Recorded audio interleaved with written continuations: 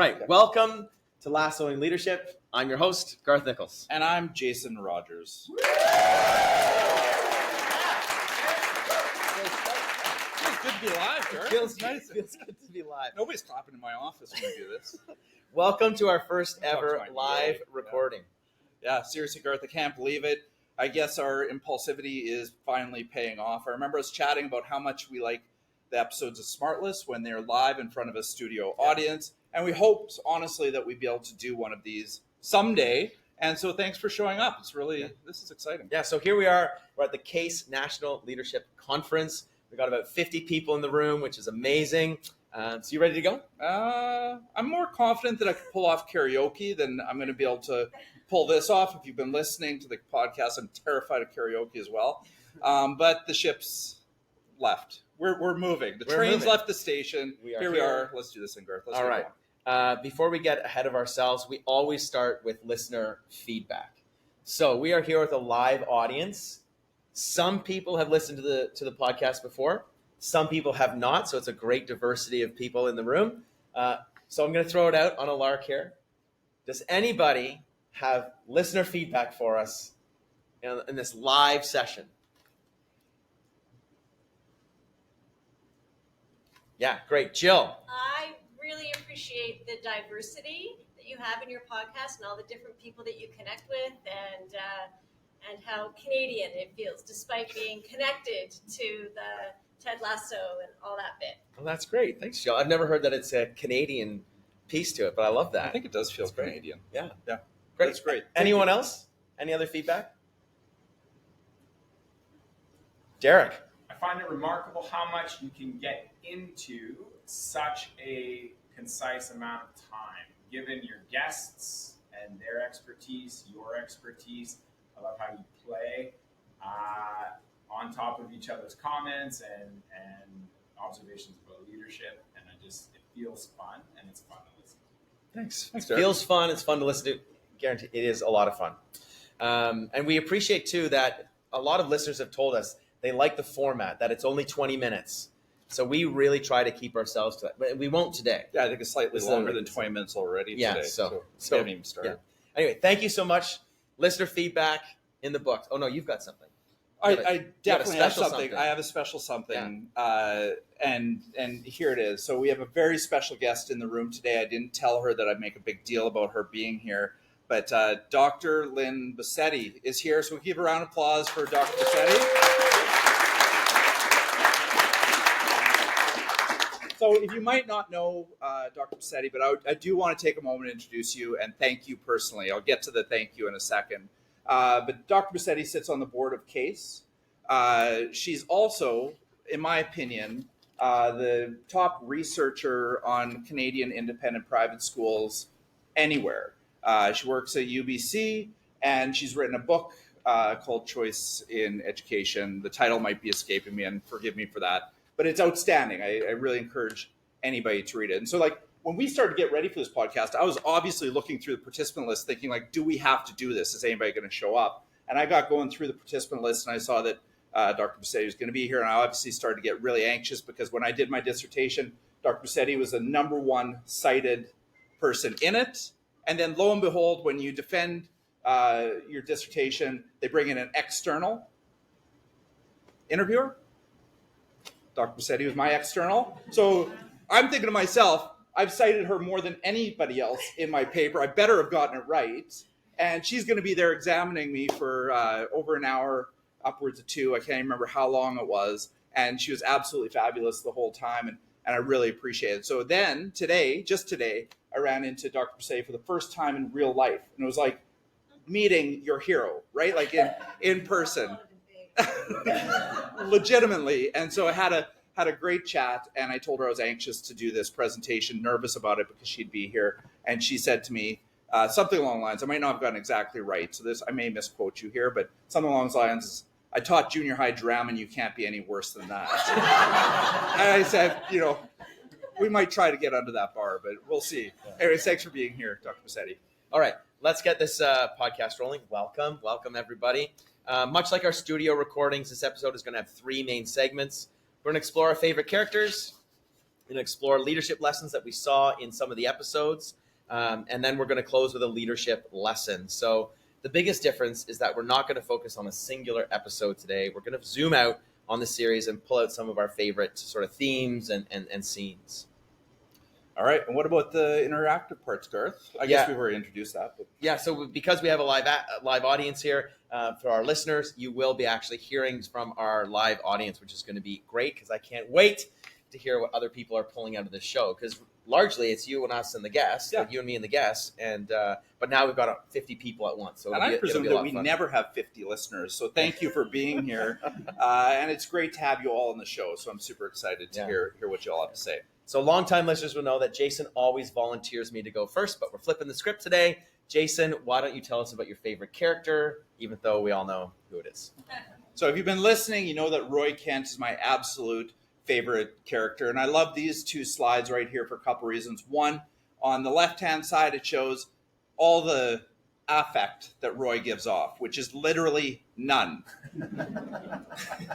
Is he happy? Is he sad? Is he pissed off? Is he competitive? Is he in a midlife crisis? What is he? Or is he in love? Is he in love? Yeah.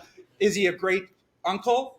Don't know. That's all the same, right? But he also has this incredible attention and drive for excellence. And I really think that when we look at Roy Kent or that type of person, that type of leader, we can really draw out some really important qualities. So I basically broke it down like this. So first of all, Roy takes himself outside of his work. We are so quick to identify with our positions. I identify with being head of school.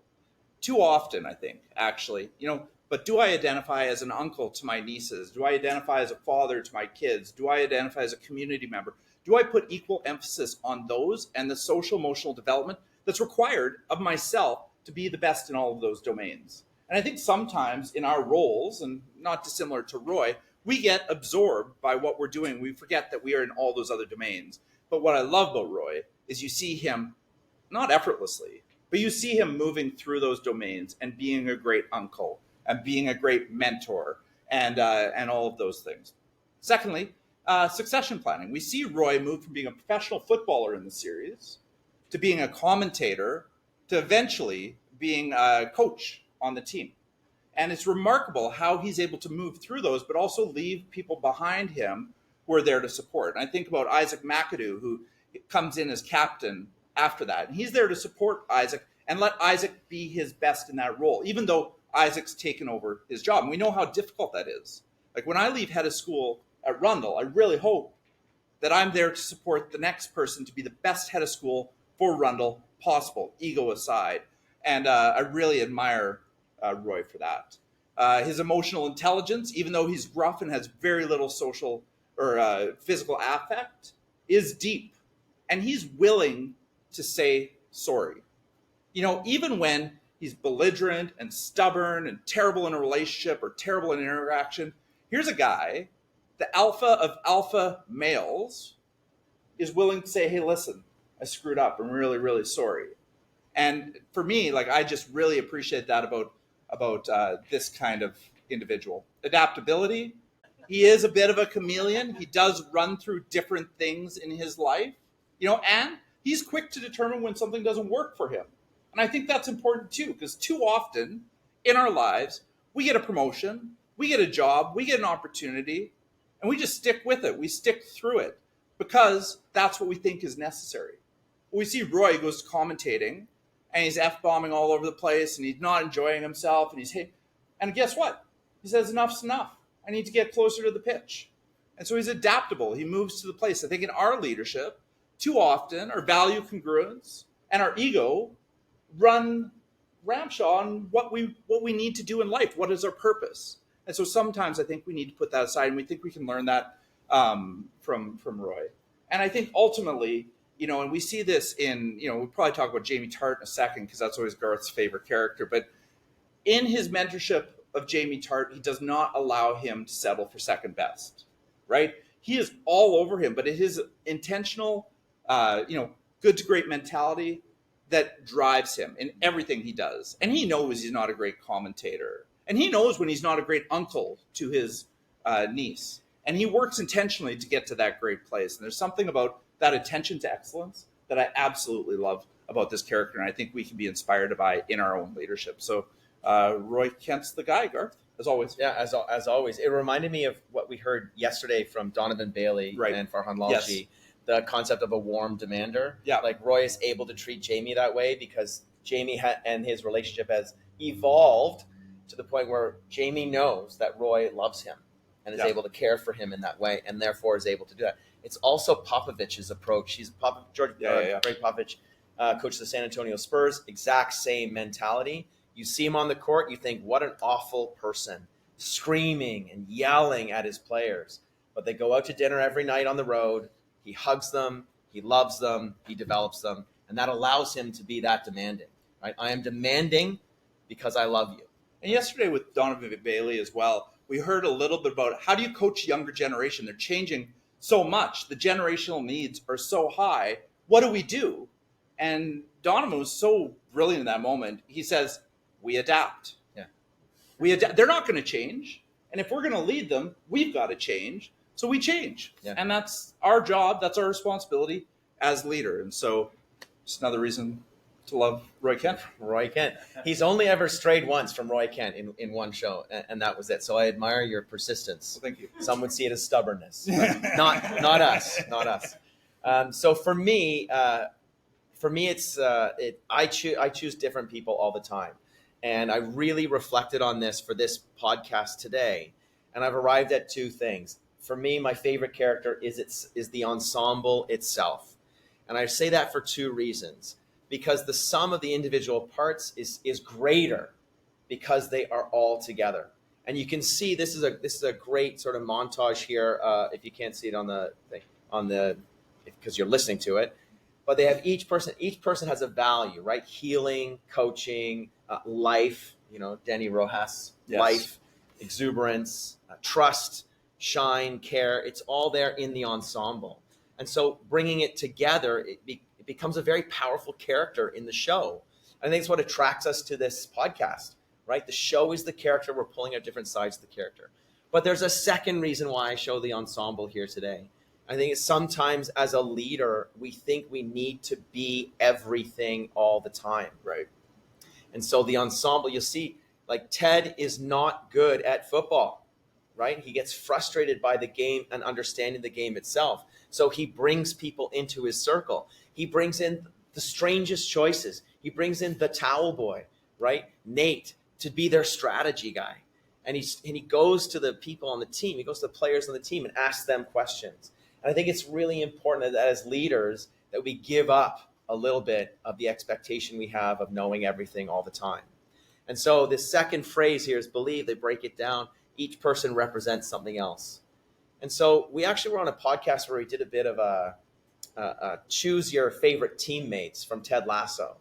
And it was a really interesting exercise. You want to talk a little bit more about that? Yeah, it's, we were trying to make up the ultimate leadership team out of these. Like it's a real Ted Lasso kind of nerd out moment. Like, who do you want on your team? Like pick, and then we got to give somebody to the other person. What would you do to like work with that person? How's that look? And we had a great conversation. And it was driven by, I had a conversation with a guy named Thomas Clark about 20 years ago. And I said, what's your secret to leadership? He was working in a corporate level. And he said, listen, leadership is about teamwork. And every team has to have players that fill certain roles, allow everybody to reach greater than the sum of their parts. I said, break it down for me, Thomas. And Thomas said, hey, listen, you got to have a visionary, somebody who owns the vision. Okay? You got to have somebody who understands bullets. It's more operational, but not all the way to the bottom. You got to have somebody who understands the details. You got to have somebody who knows the minutia and loves it. Cross the T's, dot the I's. Gary Sylvan's his name, right? That's my deputy head. And you've got to have all four of those parts. Now, one person can take on two of those parts if there's only two of you. But if there's 8 of you, you can have 2 people on vision, 2 people on detailed minutia, so on and so forth. But I think, as Garth points out here, the cast wins the game in this. Like, honestly, the cast comes together to create all these elements of leadership that allow them to thrive. So, David Coffey's podcast is a good one to listen to. I know more about that. Yeah, David Coffey's podcast is called Teaching Like Ted Lasso. Teaching Like Ted Lasso. There you go.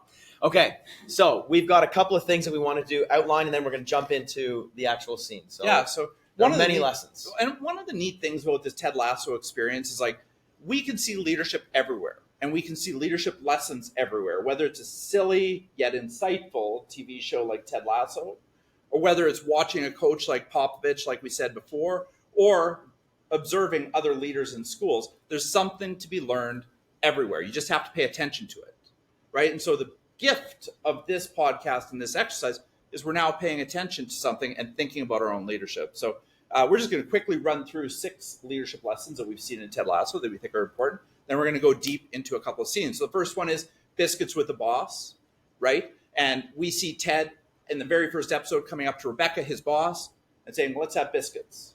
You know, first concert, best concert. Let's talk about something other than soccer. How about? Right? Because I don't know anything about soccer, but I want to get to know you. Relationships are really important. In our workplace, I'll often say, like, how often we stop, and I just found out today that Garth really likes chocolate, right? But it's important to him. Like, chocolate's a real thing, and now I feel a little bit more connected to Garth.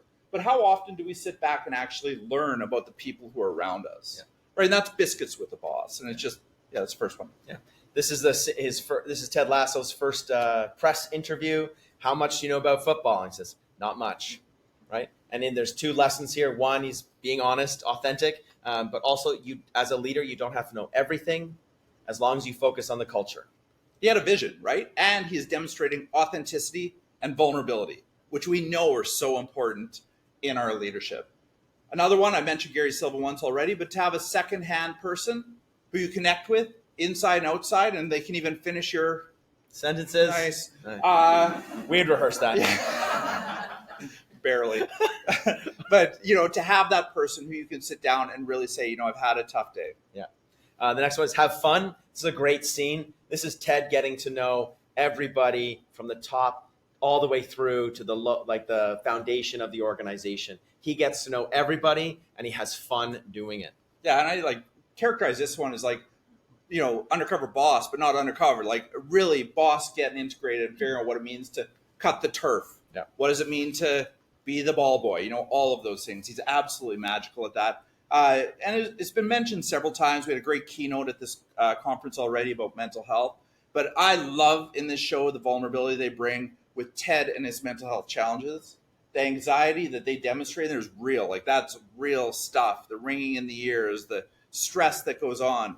And asking for help is really, really important. And we see Ted on the full arc of asking for help. If you watch a show, Dr. Sharon isn't exactly warmly embraced by Ted on the first couple interactions. But at the end, their mutual appreciation of each other is really remarkable. It's one of my favorite relationships in the whole show. Yeah. And the last one is you have to find balance in balancing all the dynamic aspects of your life, who you are. And this is a great scene where Roy is coming up against that. And balance means a bunch of different things for a bunch of different people, but you can't ignore it. You have to somehow understand it, reflect on it, and even try to integrate the challenges, the pressure, the cognitive and emotional dissonance that you feel sometimes when the days or the weeks start to add up and you're missing certain things. So these are some things we wanted to share with you about what we've learned from Ted Lasso.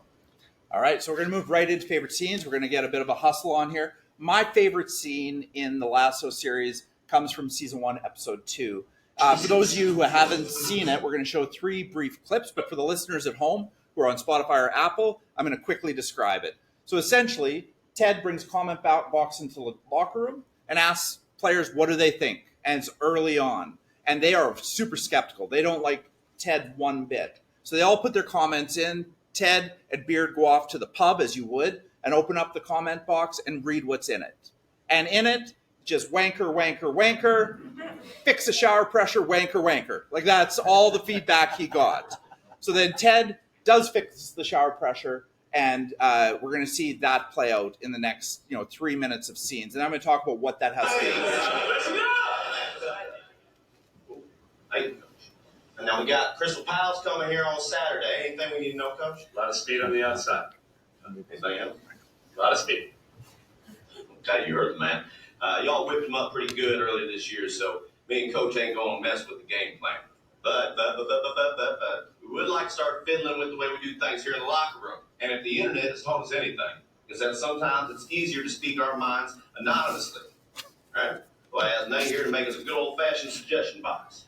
Hey, look at that. Yeah, did it with my niece. She loves crafts. Oh, yeah. I love it. This is your personal life. It's lovely. So, if anything's got y'all hot and bothered, just go ahead and drop us a note. You could have issue with the color of the towels or, heck, the food in the vending machine. Sound good? Okay, great. See y'all tomorrow. Okay. I'm going to try and get right to the spot here. Oh, I nailed it. Let's see what we got here. Wanker. Let's see what else we got. Piss off wanker. I hope you choked on a Big Mac. Good thing these are anonymous. No voice on that. Shower pressure is rubbish. I think I'll do that. Wanker. Let's give up.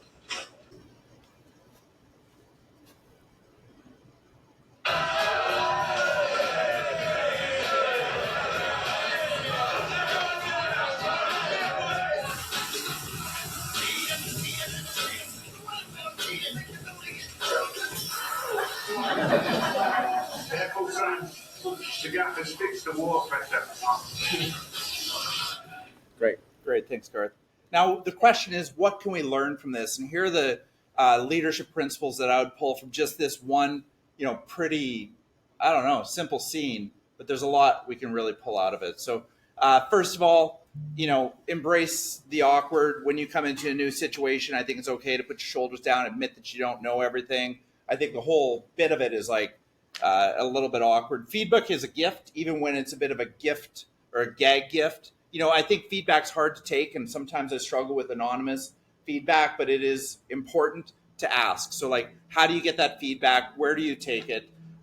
Get an early win in Iowa. In any change management, my number one rule, it comes back to the American primaries. I'll be really quick on this, but apparently whoever wins in Iowa in the primaries, most likely presidential nomination.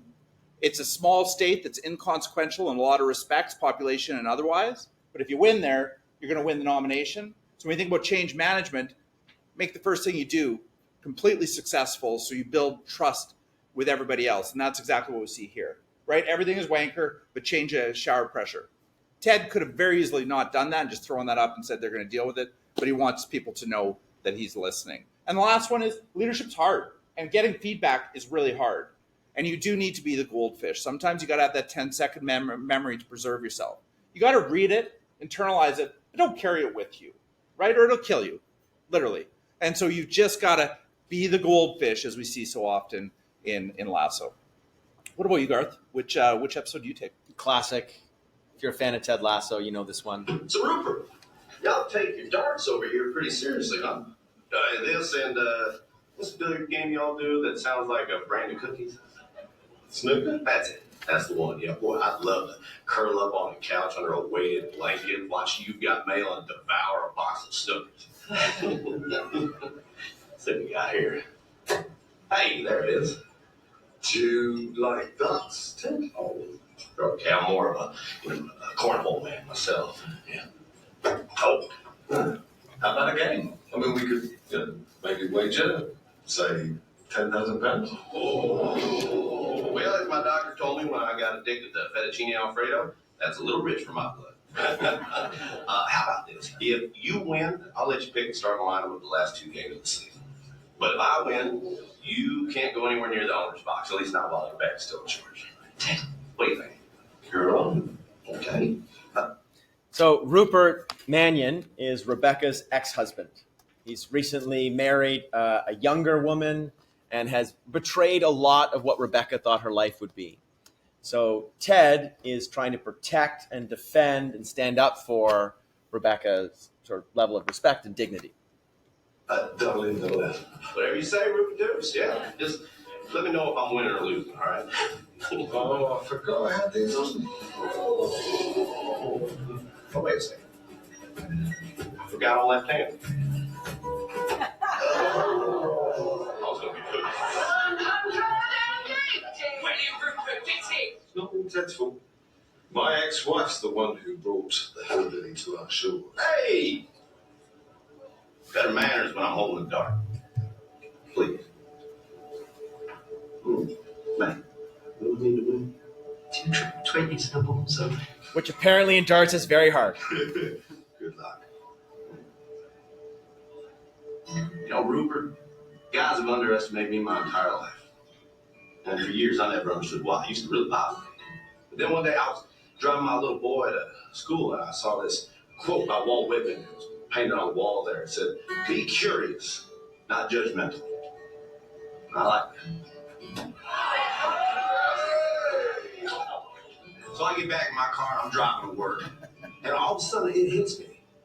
All them fellas that used to belittle me, not a single one of them were curious. You know, they thought they had everything all figured out, so they judged everything, and they judged everyone. And I realized that they're underestimating me.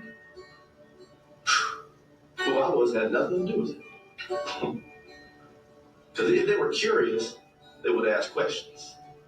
You know? Questions like, have you played a lot of darts, Ted?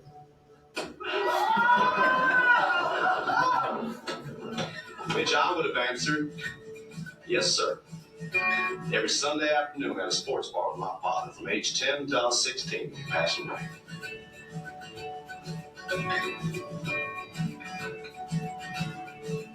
Barbecue sauce.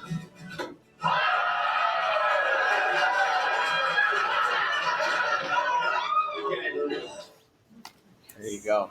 It's just brilliant. I love this. It's actually not a quote from Walt Whitman. They've done a lot of research on this. It's commonly attributed to Walt Whitman, but no one really says who said it. But I do think it's the most important thing that we can do in this day and age as leaders is ask questions first. Sometimes when we're stressed, sometimes when we're under a lot of pressure, we have to get things done is the most important time to actually be curious when someone's coming to us with a challenge, a problem, an obstacle. We've heard at this conference the term VUCA. We've been hearing it for decades now. When we don't know what is happening, the last thing we want to do is rush in. The last thing we want to do is make assumptions. So trying to make that part of our practice as leaders, I think, is really important. And this scene here, I love the way the tone changes. What I didn't cover in this clip is that Rupert Mannion is one of. I encourage you to go back and watch this. He is an excellent loser in this. He has a reputation of being mean-spirited, mean-hearted, all of those things, and he is. But in this moment, he respects his competition, and he says thank you, and he talks to people on their way out. He says thank you, May, the bartender. He says all of these things. And so there's also another really great lesson here about how to deal with failure. So it's a really rich scene that I really love. But be curious, not judgmental. It's a really famous quotation that this show has made. And I think it's one of the best things to happen to leadership.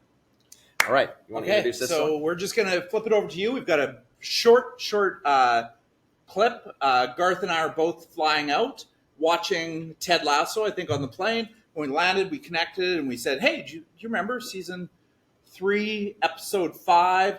That was a real scene. And so we thought, you know what? We just play it for you all and let you have a good look at it. When we're done, you're going to take a couple minutes at your table, and you're going to try to dissect it just a little bit like Garth and I have dissected those earlier scenes. This is a pretty powerful moment where the believe sign comes in, believe falls down, and Ted addresses it. So I think get another crack at it later this season. They just had a big loss. Yeah. Coach, go practice tomorrow, yeah? That's right. Okay. Well, I'll see y'all on Monday. Hey, coach. What about talking? You quit the team. I mean, technically, he retired from the whole sport, which makes it feel a little less personal, yeah? Yeah, you know, like if your girlfriend runs off with some dude and it turns out they were soulmates. She not fucking her shot. But look, I hear you, okay? Zava is gone. And you know what? I think it's a good thing. I do. Okay, look, do I want to win? Heck yeah.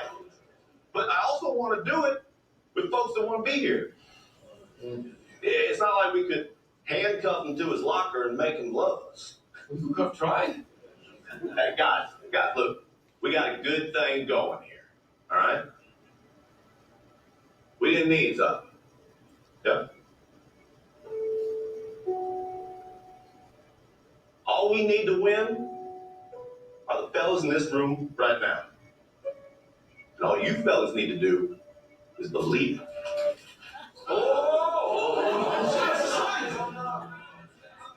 I'll say we do. No, hold on.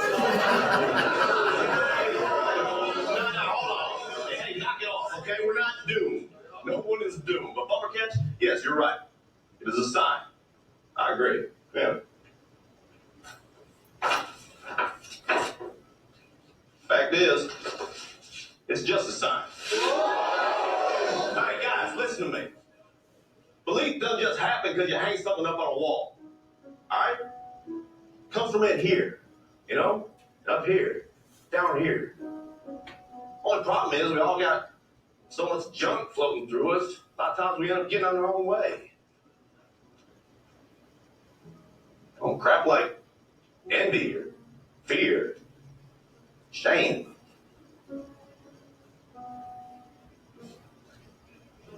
I don't want to mess around with that shit anymore. You know what I mean? Do you? No clue. No. Do you? Oh, me neither. Hell no. Now, you know what I want to mess around with? The belief that I matter. You know? Regardless of what I do or don't achieve. Or the belief that we all deserve to be loved. Whether we've been hurt or maybe we've hurt somebody else. But what about the belief of hope? Yeah, that's what I want to mess with. Believing that things can get better, that I can get better, that we will get better. Oh man, to believe in yourself, to believe in one another, man, that's fundamental to being alive. Now look, hey, if you can do that, if each of you can truly do that,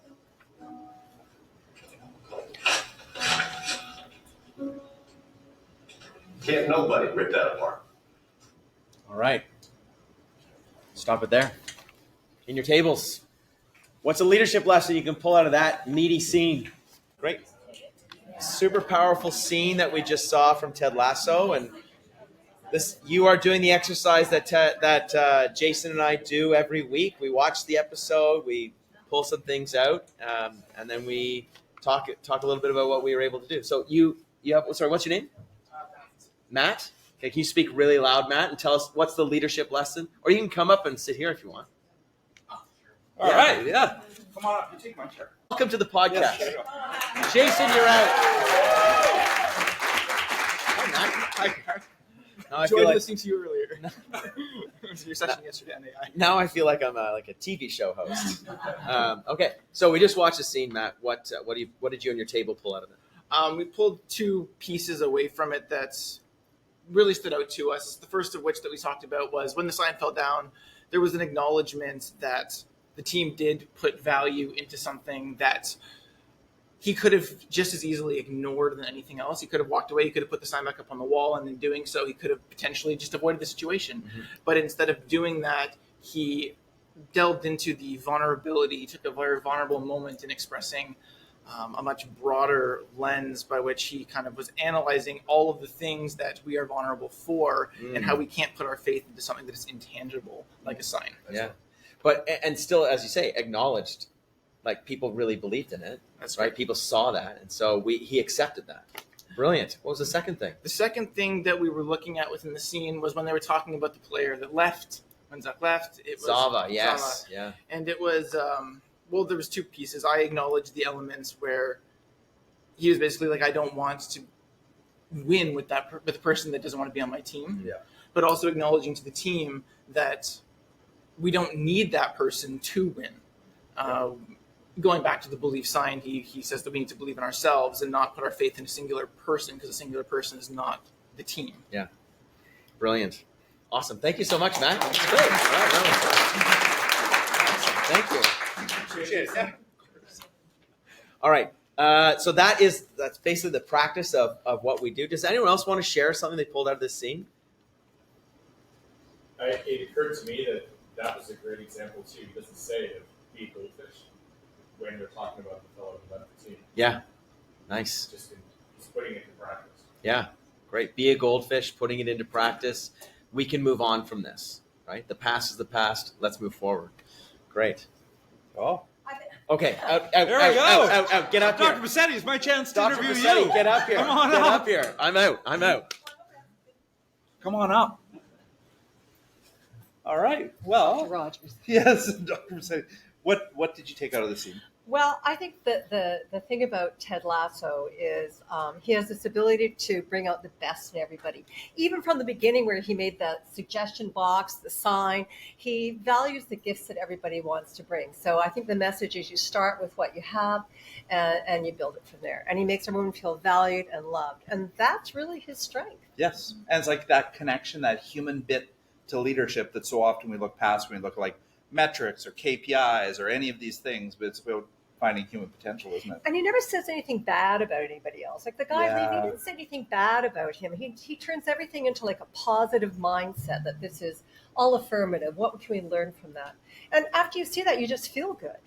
And in the onset of this podcast, we always talk about, can we find a kinder, more compassionate way to lead? And I think that is the new way of leadership inside positive psychology and leadership theory. I think finding a kinder, more compassionate way to lead is really important. And the humility that Yeah. it's not about him, it's about everyone else.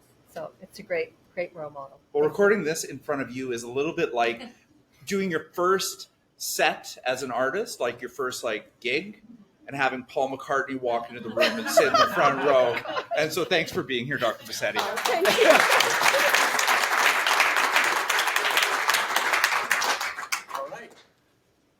How was that, Jason? Oh man, that's unreal.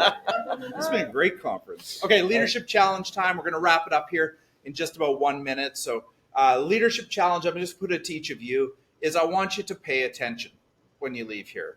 Pay attention to something that's not obviously leadership oriented. And what can you learn from it? When you're out for dinner at a restaurant and you're seeing the organization work and you're seeing the teamwork, what can you learn from that? When you're watching the next movie or out for a walk and you see something going on, what can you take? What analogy are you going to be able to draw? Pay attention to leadership in all spaces, forms, and aspects, and just see what kind of lessons you can take from that. And so I hope, I think we've done a little bit of that today. It's about the abstract and bringing it into a reality. Yeah, great. Thanks, Jason. Okay, so we're wrapping it up. So everybody, thank you so much for being one of our 50 guests here today. Really, really appreciate it. We've had tons of fun. Hopefully you did as well. I hope that this is first of many of live recordings. Yeah, I actually really like this. It was super fun. Aside from like the anxiety leading into it, but yeah, it's all good now. Thanks, Thank you for your vulnerability, Hey, no problem. Jason. I'm here for you. So Jason put this in the script, but if anyone wants to have lassoing leadership at their school, or if they want to be on the podcast, we're always looking for guest speakers. And in fact, our latest episode is a bit of a teaser with Hal Hannaford, just about what season 4 might look like for us. We're moving away from the actual series of Ted Lasso because they only have 3 seasons. So we're moving into like real life leaders, and we want to interview people, and we want to keep getting their ideas onto the show. So if you have any ideas, or if you want to learn more, if you want to be a part of it, we welcome that. And a reminder that if you like what you've heard here, rate the podcast and share it with your friends. If we're ever going to get Jason Sudeikis on this show, we're going to need everybody's support. So, audience, do you want to take us home? Yeah, here we go. Ready? On the count of 3. 1, 2, 3. Keep leading the Lasso way. Awesome. Thanks so much, everybody.